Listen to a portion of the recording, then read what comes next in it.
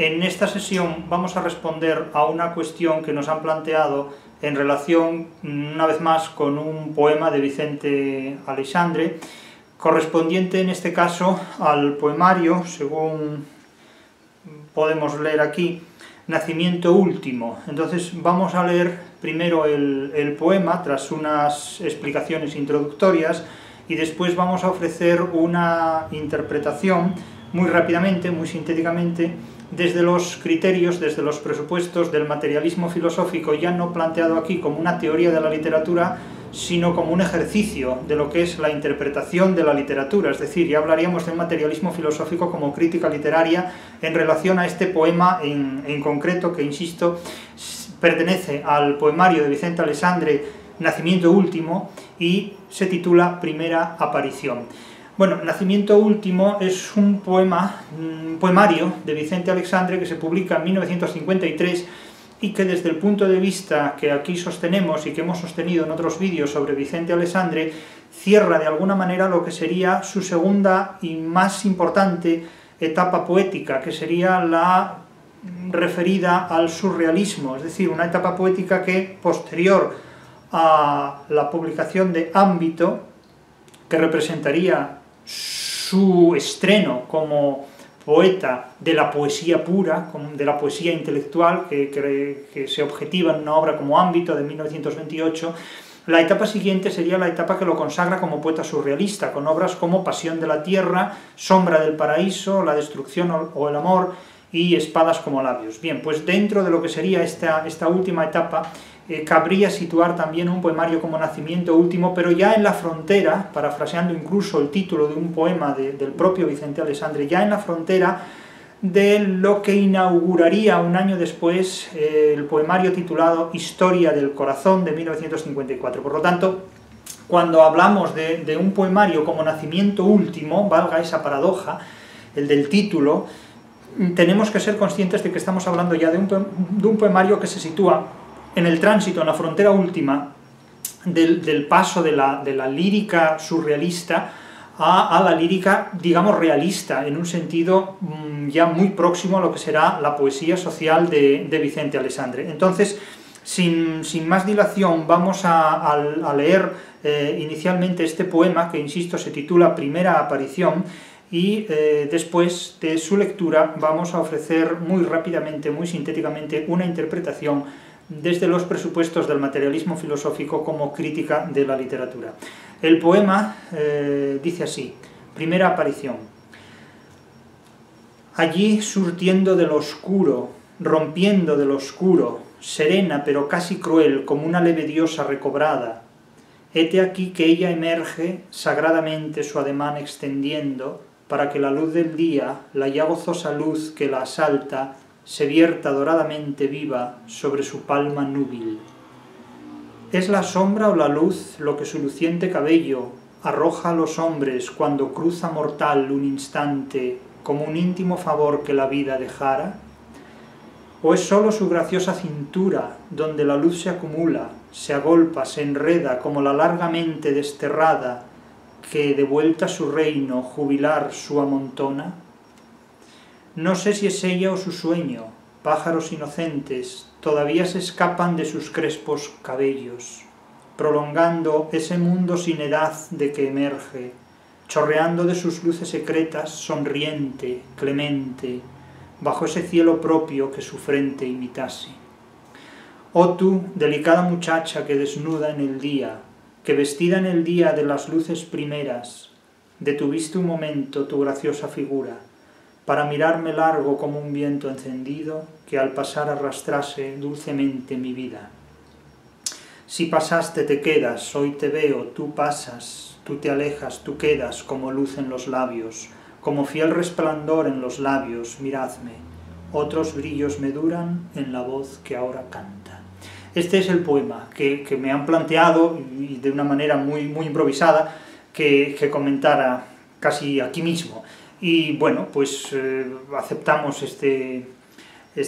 ofrecimiento y vamos inmediatamente a responder a estas cuestiones. Insisto, aquí vamos a hacer un planteamiento del significado del poema, apoyándonos en los presupuestos del materialismo filosófico. Por lo tanto, vamos a hacer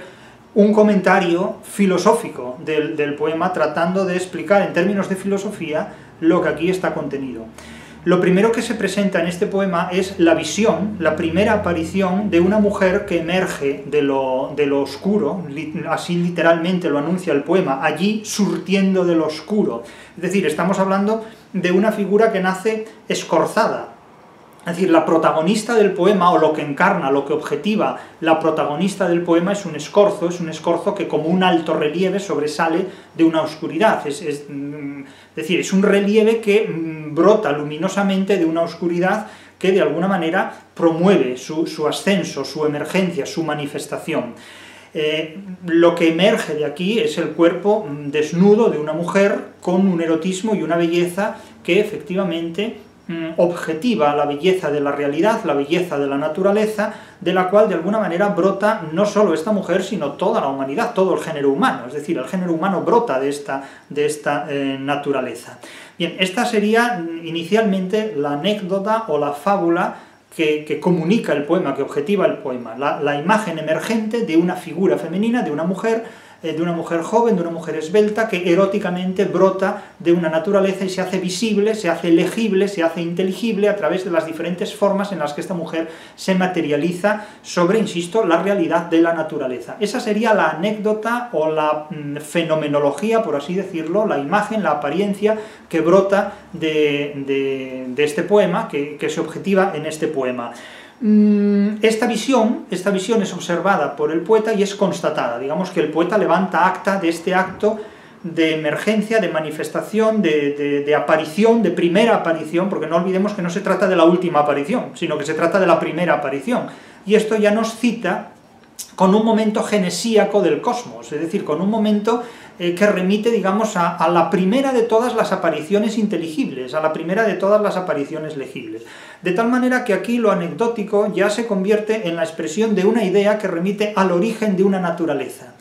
La idea que vamos a sostener aquí, ya lo adelanto, es que para Vicente Aleixandre el ser humano brota de la naturaleza. Digamos que el ser humano no es alguien ajeno a la naturaleza, no es que por un lado una entidad suprema trascendente haya creado la naturaleza y por otro lado una entidad suprema igualmente trascendente haya creado al ser humano y haya insertado al ser humano en la naturaleza. Es decir, no estamos aquí ante la reproducción del mito hebreo del Génesis, en el que un Dios, Yahvé, crea el paraíso terrenal y posteriormente crea al ser humano, situándolo en el centro de ese paraíso terrenal para que disfrute de él obedeciendo las exigencias y los imperativos de esa divinidad. No hay nada de esto, sino que simplemente, en primer lugar, no se identifica ninguna criatura con poder trascendente superior al de la naturaleza para engendrar la propia naturaleza, de manera que, en todo caso, estamos planteando algo parecido o algo afín a lo que filosóficamente puede sostener un Spinoza en su obra filosófica, es decir, la naturaleza no es creada por una entidad superior, sino que la propia naturaleza genera sus propias criaturas, y entre sus propias criaturas generadas por ella misma, por la naturaleza, está el ser humano. En este caso, lo que brota del ser humano no es una figura desagradable, hecha de barro, hecha de la miseria o del polvo del mundo, sino una figura mitificada, embellecida enormemente por el erotismo y por la feminidad, que son atributos, el erotismo y la feminidad, la atracción física, el placer físico, el placer físico y ya no solo físico, sino sensorial e incluso intelectual, que emerge, digamos, que se objetiva en esta figura femenina que emerge de la naturaleza. Por lo tanto, la idea que aquí se sostiene es que la naturaleza es la fuerza motriz y diseñadora de lo que es el ser humano. Es también la matriz de la cual brota el ser humano como prototipo del género humano, en definitiva, como referente de lo que es lo que podríamos llamar ya en términos míticos la humanidad, palabras que evita Vicente Aleixandre. Vicente Aleixandre siempre habla de ser humano, de persona,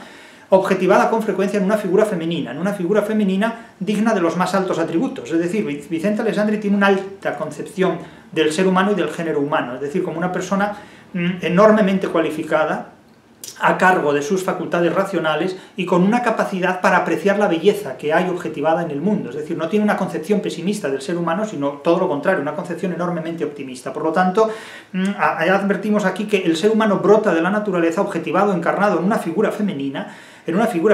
que además precisamente al emerger de la naturaleza da sentido a la naturaleza, porque otra de las ideas que se sostienen en este poema es que la naturaleza, de espaldas al ser humano, al margen del ser humano, es una entidad que carece de sentido. Carece de sentido porque la naturaleza por sí sola no tiene intenciones, ni tiene pretensiones, ni tiene voluntad, ni tiene teleología, tiene simplemente un orden mecanicista al cual el ser humano ha de adaptarse si el ser humano como tal pretende sobrevivir en connivencia, en colaboración con la naturaleza. Por lo tanto, los versos iniciales en los que se advierte que allí, surtiendo del oscuro, rompiendo del oscuro, es decir,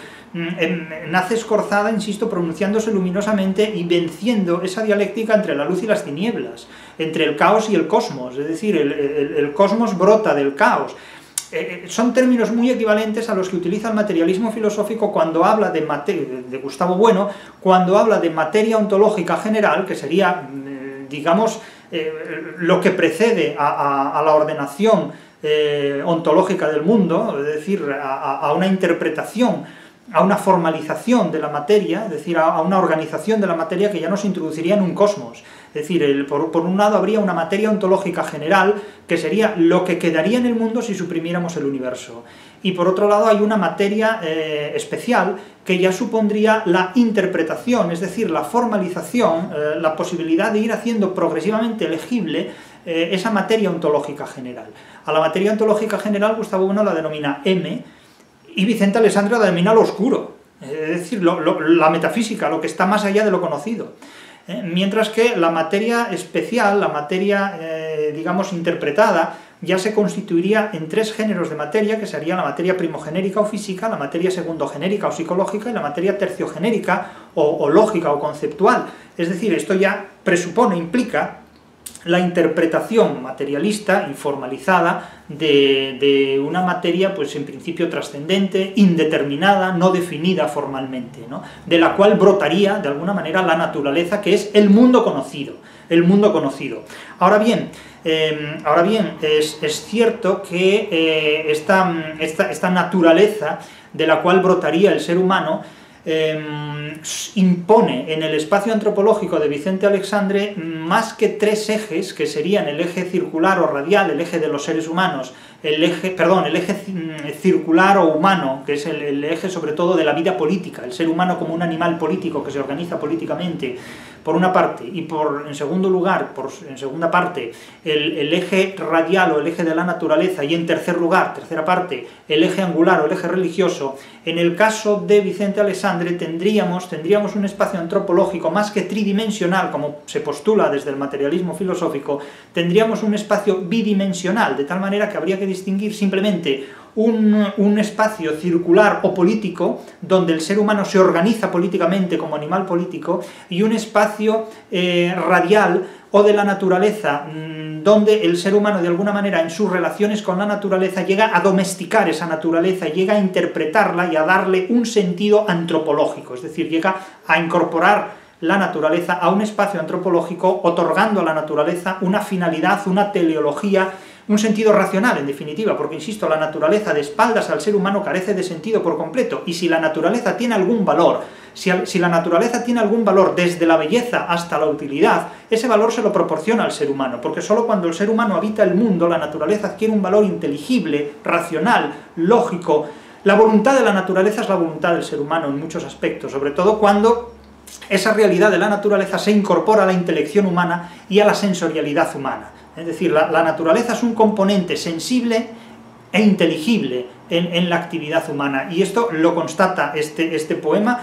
que, insisto, remite precisamente a la primera aparición, es decir, al primer momento en el que, de alguna manera, el momento genesíaco del ser humano, en el que el ser humano brota de la naturaleza, emerge de ella y adquiere en ella y para ella un sentido. Es decir, claro, se describe abiertamente, serena pero casi cruel, como una leve diosa recobrada, hete aquí que ella emerge, la imagen de la mujer como prototipo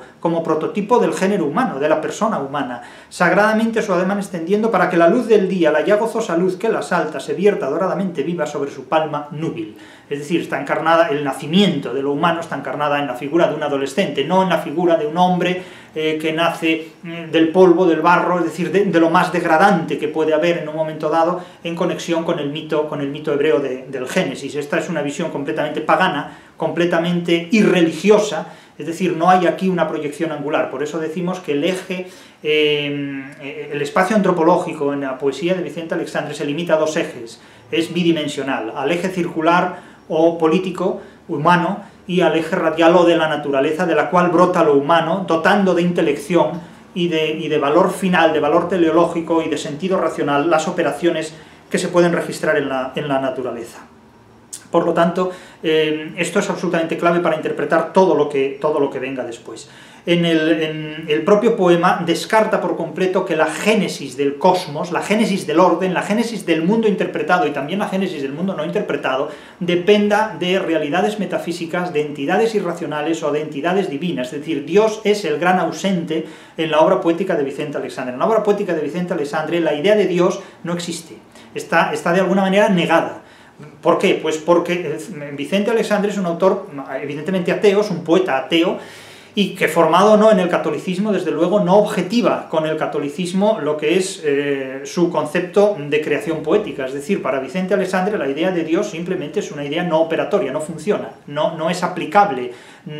La idea de Dios no es fundamento de nada, ni es motivo, ni es motor de explicación absolutamente de nada. Por eso, insisto, es una casilla vacía. En realidad, no es que se niegue a la existencia de Dios, es que se niega la idea de Dios. Se niega que la idea de Dios pueda ser una idea operatoria, y que el Dios mismo pueda ser una entidad operatoria. Es decir, la lírica de Vicente Aleixandre supone que la idea de Dios es una falacia, porque el motor de la naturaleza y el motor del mundo interpretado, así como la materia indeterminada, la materia ontológica general, no depende de ninguna voluntad trascendente, ni de la operatoriedad, ni de la intervención de ningún ser extraordinario o metafísico, sino que depende exclusivamente de la operatoriedad del racionalismo humano, de las posibilidades constructivas del racionalismo humano y de nada más que esto, en definitiva. Si seguimos leyendo el poema, observamos que todas las afirmaciones que podamos añadir confirman esta dirección. Por lo tanto, el poema puede leerse en términos simbólicos como la descripción poética del nacimiento del ser humano, como fundador de un sentido de realidad humana y por tanto de la naturaleza misma de la que esta realidad humana brota. Naturalmente se tiene una concepción mortal del ser humano, cuando se advierte que es la sombra o la luz lo que tu luciente cabello arroja a los hombres cuando cruza mortal un instante. Es decir, el ser humano se sabe mortal, se sabe fugaz. Se habla del instante fugaz y se habla naturalmente del cruce mortal, en esa metáfora de genitivo que califica de mortal cualquier movimiento que haga el ser humano, porque el fin del ser humano es la muerte física, la muerte biológica, pero la naturaleza sigue existiendo, es decir, la materia ontológica general de la cual brota el ser humano no se agota. Es decir, puede morir el ser humano, pueden morir las discontinuidades de la materia, pero no puede disociarse, disolverse completamente la materia ontológica general de la que brota tanto la naturaleza como, por supuesto, el ser humano. Hay referencias también puntuales a la idea del sueño, realidad, la apariencia, la ficción, cuando se dice no sé si es ella o su sueño, pájaros inocentes todavía se escapan de sus crespos cabellos, en esa imagen de resonancias claramente surrealistas, la imagen del cabello y de los pájaros que emergen hacia las alturas en un vuelo es muy constante en la lírica de Vicente Aleixandre, sobre todo en su etapa de poeta surrealista, básicamente. La imagen constante de la mujer se consuma de principio a fin del poema. Oh tú, delicada muchacha, que desnuda en el día, que vestida en el día de las luces primeras, es decir, la indumentaria del cuerpo son atributos de la naturaleza, es decir, un cuerpo biológicamente desnudo, pero vestido con los atributos de la luz del día, en definitiva, es el único ropaje que tiene. Detuviste un momento tu graciosa figura para mirarme largo como un viento encendido que al pasar arrastrase dulcemente mi vida. Es decir, hay una connivencia y una colaboración entre el ser humano y esa naturaleza de la que el ser humano, insisto, brota y es parte esencial, es parte objetiva. Si pasaste, te quedas, hoy te veo, tú pasas, tú te alejas, tú quedas, es decir, la sucesión permanentemente, el cambio múltiple, como luz en los labios, como fiel esplendor en los labios, miradme otros brillos me duran en la voz que ahora canta. Esta es la idea, insisto, general del poema. Ahora bien, La naturaleza en Vicente Aleixandre no es, en contra de lo que ha dicho buena parte de su crítica, un retorno al concepto de los presocráticos. Es decir, no podemos decir que la naturaleza en Vicente Aleixandre es presocrática, ni que Vicente Aleixandre es presocrático, porque esto es un disparate, y esto implica no saber lo que es la filosofía de los presocráticos, ni saber lo que es la poesía de Vicente Aleixandre, ni saber lo que es la idea de naturaleza que tiene Aleixandre. La naturaleza en los presocráticos implica un monismo absoluto, implica la reducción a principios axiomáticos de la sustancia, es decir, implica suponer que la naturaleza es solo fuego, o todo aire, o todo viento, o todo agua, ¿verdad? Insisto, es el monismo axiomático de la sustancia, todo es fuego, todo es aire, todo es agua.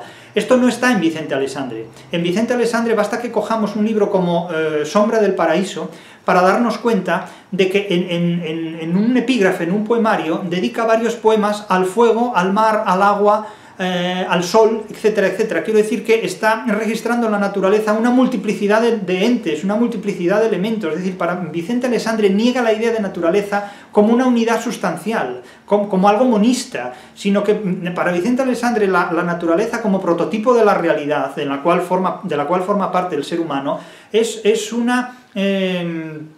realidad no sustancial de pluralidades dialécticas, es decir, no hay una sustancia única, sino que hay varias, y mantienen relaciones dialécticas y conflictivas entre sí. Por lo tanto, no hay nada más alejado de la filosofía presocrática que la concepción de la naturaleza que está objetivada en la obra poética de Vicente Aleixandre, porque, insisto, Vicente Aleixandre tiene una concepción completamente dialéctica de lo que forma parte de la naturaleza como prototipo de la realidad. La naturaleza para Vicente Aleixandre no es monista, tampoco es un mito, no es un mito ni es tampoco una entidad metafísica como lo eran en casi todos los aspectos para los presocráticos, es decir, que se remontan a un arjé, se remontan a un principio anterior a lo físico. Es decir, la naturaleza en Vicente Aleixandre ni es metafísica, ni es mitológica, y por supuesto no es divina, algo completamente incompatible con el cristianismo, porque el cristianismo no considera divina la naturaleza, considera divino a Dios, pero desde luego no identifica a Dios con la naturaleza, tal como llega a plantear Giordano Bruno en un momento, o el propio Baruch Spinoza, lo que les podría haber costado la vida, ser acusados además de panteístas, en el sentido de identificar a Dios con la naturaleza. Eso fue en fin, la mayor barbaridad de la que se acusa a Spinoza en un momento dado, le supone el jerem, el anatema entre los suyos, ¿no?, en este contexto. Por lo tanto, no cabe identificar la idea de naturaleza en Vicente Aleixandre y en su obra poética con la idea de naturaleza que tienen los presocráticos. Por otro lado, tanto los presocráticos como Aristóteles tienen un concepto, insisto, de naturaleza que es completamente monista. Conciben la naturaleza como algo incorruptible, como algo sin posibilidad ni de generación ni de degeneración, es decir, como algo inmutable y eterno, completamente. Algo que Vicente Aleixandre en absoluto se plantea, porque para él la naturaleza es algo completamente cambiante por la pluralidad de relaciones dialécticas en ella contenida. Esto ni siquiera es Heráclito, es decir, Heráclito plantea un cambio permanente entre entidades inmutables. Sin embargo, lo que plantea Vicente Aleixandre es una sucesión permanentemente de transformaciones y sucesiones debido a conflictos y enfrentamientos dialécticos. Eso es lo que está objetivado en su obra poética, tal como se recoge claramente en este poema. Por otro lado, el ser humano es una pieza absolutamente clave en la naturaleza, porque, como he dicho antes, la naturaleza de espaldas al ser humano no tendría ningún sentido, sería más absurda que un cuadro absurdo. Es decir, la naturaleza desposeída del ser humano sería un caos, no un cosmos, es decir, porque nadie dotaría de sentido lo que está ocurriendo. Es decir, solo con la emergencia del ser humano, solo con el nacimiento del ser humano, solo cuando brota el ser humano saliendo de lo oscuro, ¿verdad?, la luz adquiere explicitud, adquiere objetivación. Es decir, que digamos que la materia ontológica general exige la presencia de un ego trascendental, lo que Gustavo Bueno llama el ego trascendental, es decir, exige la presencia de un ser humano que con capacidad operatoria e interventora en la realidad pueda hacer inteligible lo que ocurre en la realidad, pueda hacer legible lo que está ocurriendo en la realidad, pero no de espaldas a ella. Por lo tanto, hay que decir abiertamente que la realidad o la naturaleza solo tienen sentido cuando un ser humano adquiere presencia operatoria en el seno de esa naturaleza, en el seno de esa realidad, y dota a la naturaleza de un valor final, de un valor teleológico, y también de un valor estético. Es decir, el ser humano es el único que puede apreciar la belleza presuntamente objetivada en la naturaleza, y que solo se manifiesta a través de la expresión de las obras artísticas y a través de la interpretación de las obras artísticas. Es decir, no basta construir una obra estética, es necesario que haya alguien con capacidad interpretadora, con capacidad de interpretación, para revelar las potencias estéticas que una determinada obra de arte pueda tener, evidentemente, porque el arte no se interpreta por sí mismo. El arte necesita primero alguien que lo construya y por otro lado alguien también que lo interprete como tal, porque si no las construcciones estéticas serían indistinguibles o indisociables pues del código de barras que pueda llevar el etiquetado de cualquier producto comercial. Por lo tanto, insisto, una obra de arte no es un código de barras, no es un sello de correos, es decir, o cualquier otra cosa, sino que hay que justificar el valor estético como tal, y solo el ser humano tiene competencias racionales y explicativas y argumentativas, y podríamos decir incluso que hasta científicas, para justificar, sin incurrir en fundamentalismos científicos, para justificar como estético los valores o las propiedades de una determinada obra de arte. Por lo tanto, solo mediante la mediación, valga la redundancia, del ser humano, una materia ontológica general puede interpretarse como una materia especial, es decir, que M puede convertirse en MI, en un mundo interpretado, en una materia interpretada conforman los tres géneros de materia, la materia primogenérica o física, la materia segundogenérica o sensible, psicológica, y la materia terciogenérica o lógica, conceptual, es decir, ya la interpretación del mundo en formato de ideas, no solo la interpretación del mundo en formato sensible, que sería el M2. Esto, insisto, lo vemos permanentemente en todo este poema, y la idea fundamental es que el ser humano brota de la naturaleza, que gracias al ser humano la naturaleza tiene sentido, y que solo el ser humano puede dotar a la naturaleza de valores ontológicos, desde el punto de vista estético, desde el punto de vista teleológico. La voluntad del ser humano, proyectada sobre la naturaleza, adquiere que ésta tenga sentido. Es decir, la naturaleza no tiene inmanentemente, por sí sola, ningún designio en este mundo. La naturaleza no tiene propósitos, no tiene intenciones, es decir, no tiene voluntad inmanente alguna. Esa voluntad inmanente de la naturaleza está inyectada, está promovida, está diseñada por el ser humano, y solo desde el ser humano se puede comprender este tipo de potencias y de facultades que se puedan desarrollar, insisto, a través de la naturaleza. Solo la razón humana hace inteligible el orden de la realidad, que es el orden de la naturaleza, y el ser humano solo sobrevive en la naturaleza y en la realidad en tanto que su racionalismo le permite hacer legible, le permite hacer inteligible el orden de la naturaleza, que en principio en muchos aspectos sigue siendo todavía inmutable. Es decir, el ser humano hoy por hoy no puede alterar la velocidad o el orden o el movimiento de rotación de la Tierra o de otros planetas del universo, de la galaxia. En ese sentido, el ser humano sobrevive en la medida en que su racionalismo le permite conocer el orden en el que funciona la naturaleza y hacerse compatible con él. Finalmente, quiero recordar unos versos puntuales que también aparecen aquí en el texto que se me envía para enjuiciar. Se me pregunta qué relación tienen estos textos con ese poema. Bueno, pues esta cita de otros fragmentos poéticos de Vicente Alessandri que corresponden al Cántico Amante para después de mi muerte, puede ser perfectamente una glosa a este poema, y cito a Vicente Alessandri cuando dice: «Ah, cuerpo desnudo, diosa justa, cifra de mi minuto, cuerpo de amor que besé solo un día, vida entera de amor que acabó porque he muerto, mientras tú resplandeces inmarchita a los hombres, mientras tú resplandeces inmarchita a los hombres». De nuevo, Vicente Alessandri, en estos versos procedentes del poema Cántico Amante para después de mi muerte, lo que está haciendo es hacer referencia a una figura femenina, de nuevo, simbólica, símbolo de la naturaleza, como matriz de la que procede, digamos, el ser humano como género, como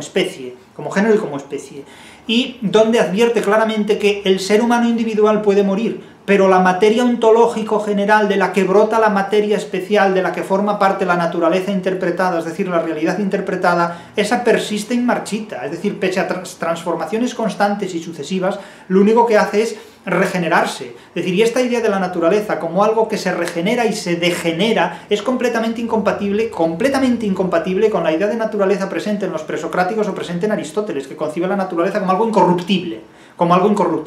Precisamente Vicente Alessandri concibe la naturaleza como algo corruptible, y que del resultado de esa corrupción surge una generación, es decir, la destrucción o el amor. Es decir, el amor implica una palingenesia, implica una destrucción de lo que hay, porque no construye nada quien no está dispuesto a destruir algo. Y en ese ejercicio permanente de dialéctica hay que concebir su idea de naturaleza. Por eso concluye perfectamente diciendo: mientras tú resplandeces inmarchita a los hombres, porque yo he acabado, porque yo he fallecido, pero tú sobrevives. Es decir, el destino del ser humano individual es la obsolescencia, es la muerte biológica, pero la materia, como tal materia, es absolutamente inextinguible e inderogable. Y esta es una de las aportaciones fundamentales de la lírica de Vicente Aleixandre y del sentido esencial del poema que acabamos de exponer en estos criterios, que es la primera aparición de su poemario Nacimiento Último.